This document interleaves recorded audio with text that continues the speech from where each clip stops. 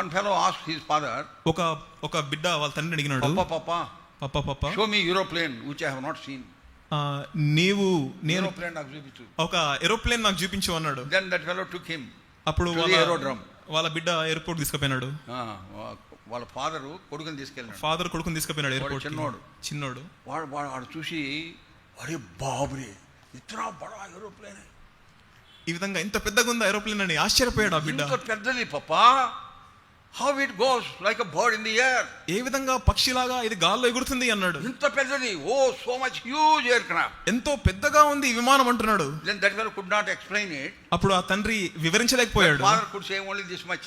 ఒకటే చెప్పాడు వాళ్ళ తండ్రి, బేటా కుమారుడా ये जाते जाते जाते छोटी हो जाती है. ఇది పైకి పోతూ పోతూ పోతూ చిన్నగా అయిపోతుంది. కదా. You know when you see it, it's all only small.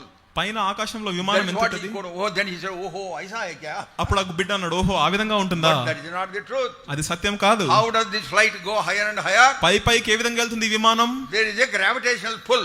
అది ఒక గురుత్వాకర్షణ శక్తి ఉంది. Anything you will drop, it will fall. ఏదైనా వదిలేస్తే కింద But పడిపోతుంది. how come this such an aircraft, so much of tons of weight, flies in the air like a bird? మరి ఇంత టన్నులు కలిగిన విమానము పక్షిలాగా ఏ విధంగా ఎగురుతుంది పైకి. It is because of aerodynamics. ఎందుకంటే ఏరోడైనమిక్స్ ని బట్టి. It is a science. అదొక శాస్త్రం అది. Because of the aerodynamics. ఈ ఏరోడైనమిక్స్ ని బట్టి which works against the gravitational pull of this earth. ఈ గురుత్వాకర్షణ శక్తికి విరోధంగా పనిచేస్తూ It lifts up that heavy structure. ఈ బరువైన విమానాన్ని పైకి లేపుతుంది. It goes for some time and then run away.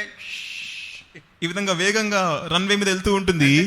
It goes up. వెంటనే పైకి ఎగురుతుంది. Like a bird. పక్షి వలె 37 or 39 feet above the earth.